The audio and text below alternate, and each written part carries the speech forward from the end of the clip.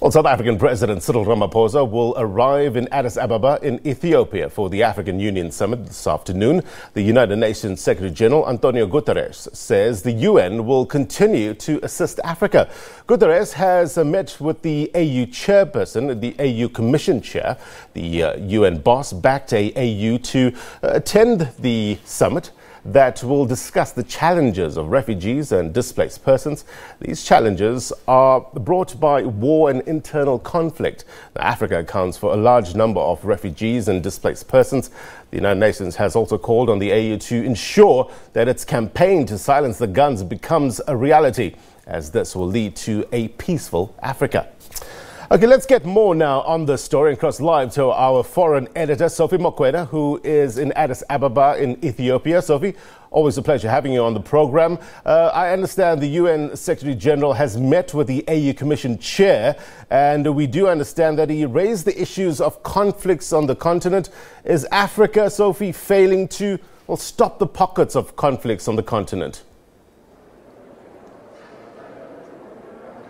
Yes, plain indeed. The Secretary General of the United Nations arrived this morning here at the UN precinct to speak to the Commissioner Mustafaki. They discussed the issue of conflict on the continent. You know very well that we have challenges in South Sudan, we have challenges in the Central African Republic. You also have certain concerns raised around the Democratic Republic of Congo. Earlier on, he indicated that he is here to try and share ideas with African leaders in terms of what needs to be done to ensure that indeed South Africa, and not South Africa, the whole continent is at peace. Let's take a listen at the Secretary General of the UN, Antonio Guterres, when he spoke to the media immediately after that meeting. I am extremely grateful to the African Union for the invitation to participate in this summit. The strategic cooperation between the African Union and the United Nations is a fundamental asset for the work of the United Nations in the world.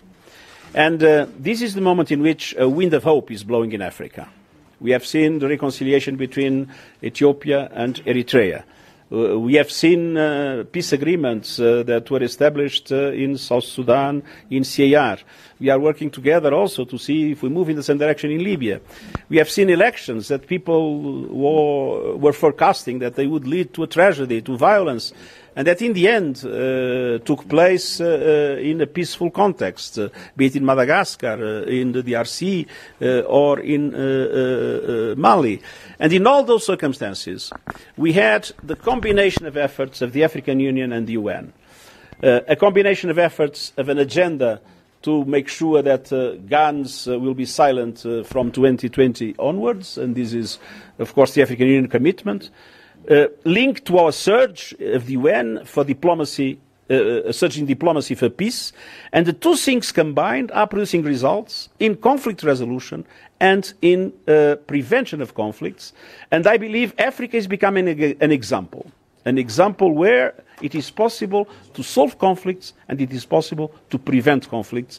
And this wind of hope, I believe, can then be extended to other parts of the world. On the other hand, I want to say that I was High Commissioner for Refugees during 10 years. Africa is a continent where the borders are open for refugees, where refugees are protected. It's an example for the world. It's an example of solidarity that the rest of the world, especially the richest part of the world, should be able to follow.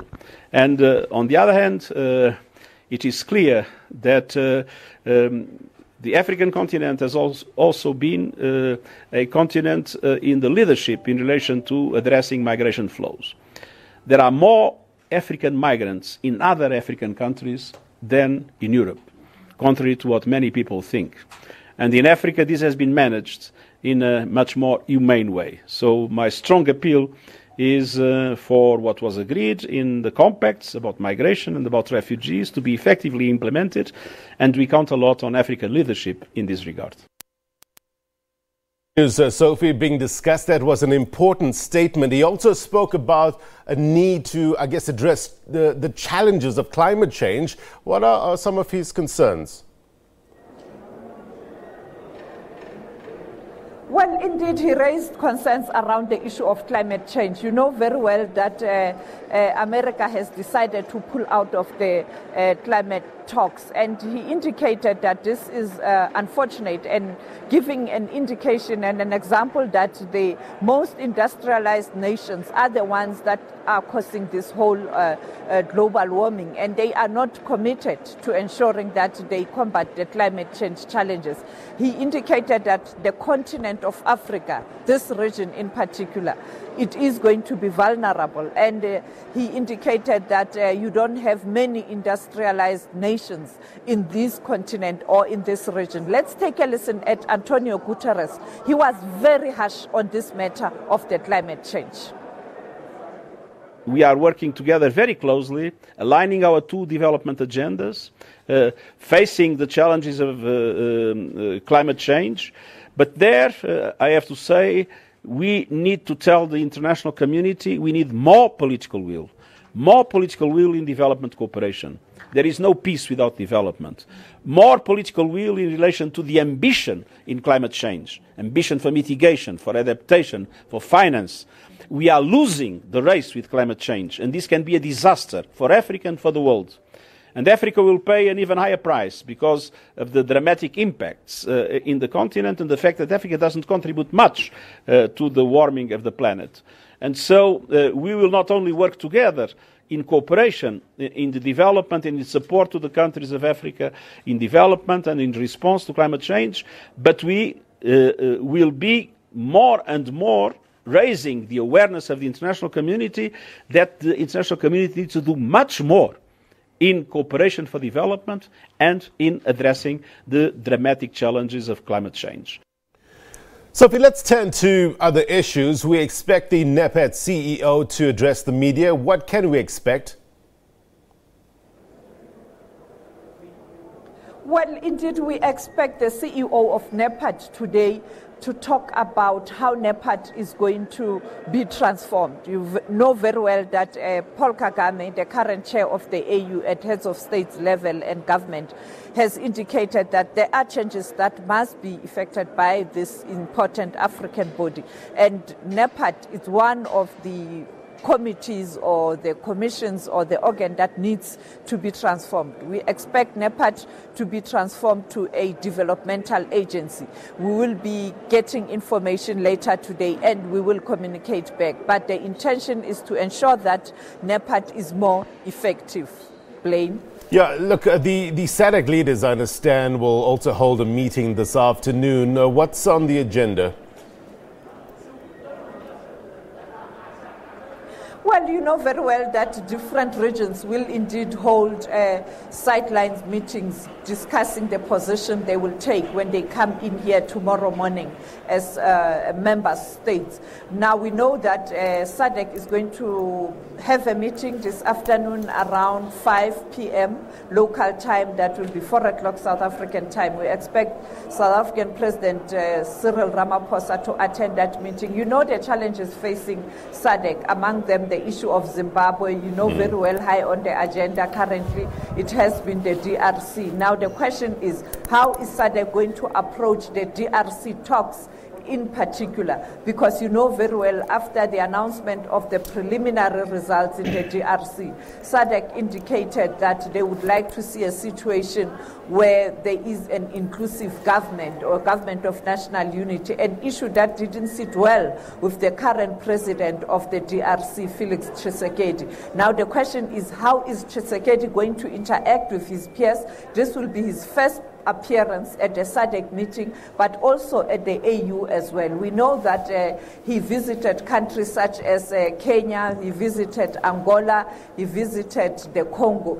Now the question is, what will be his message to heads of state and government from the SADC region, but also SADC's position to assist the DRC to finally be at peace. It is going to be a difficult discussion. You know very well that even though the DRC is part of the SADC region, there are people who are speculating that they may decide to be more committed to the EAC because they feel that the EAC region did endorse the results of the DRC, but SADC was a bit reluctant. The second issue is Zimbabwe. We know that currently Zimbabwe is not on the agenda of SADC, but what has been happening in Zimbabwe is quite worrying, particularly to international community, but also the African continent itself. There are reports of abuse of human rights. You know that there are reports that the security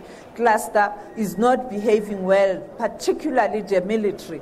Now, the question is, will the SADC leaders be brave to confront Emmerson Mnangagwa to ask him about the developments in his country? He has arrived. He arrived last night, and we are hoping that we'll be able to speak to the Minister of Foreign Affairs of Zimbabwe, General Moyo, later today to find out what are they doing to try and stabilize Zimbabwe politically and economically. We know that President Emmerson Mnangagwa did call a meeting with political parties, but it looks like the meeting didn't yield much results. He also called a meeting with religious leaders. It's not clear yet whether those two meetings will definitely bring a change in Zimbabwe, but Zimbabwe is currently experiencing serious political and economic challenges, and therefore the SADC region will have to act. Sophie, before I let you go, just give us an update with regards to the progress made in the implementation of the Continental Free Trade Area.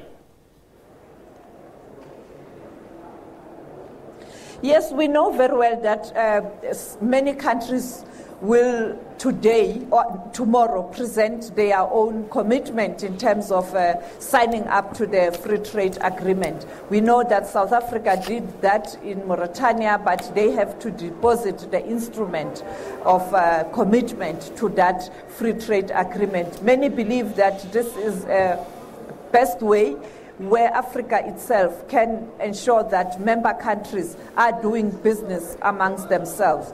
We know very well that there are challenges globally. You know that currently there's a trade war between America and China, and this trade war is destabilizing the whole world. And people believe that if Africa can rise up and member countries can do business among themselves, remove all those barriers, the continent will flourish. We know that President Ramaphosa has indicated that this is a right move, and South Africa is committed to ensuring that this free trade area agreement does become a reality, and ordinary Africans on the continent do benefit. Yeah. Over to you, Blaine. The theme of the session is the year of refugees, returnees and international displaced persons towards durable solutions to forced displacement in Africa. It's a mouthful, but once you break up that theme, there's important elements there. No doubt Sophie Mokoena will bring us the latest from Addis Ababa. Thank you very much indeed, Sophie, for your reporting.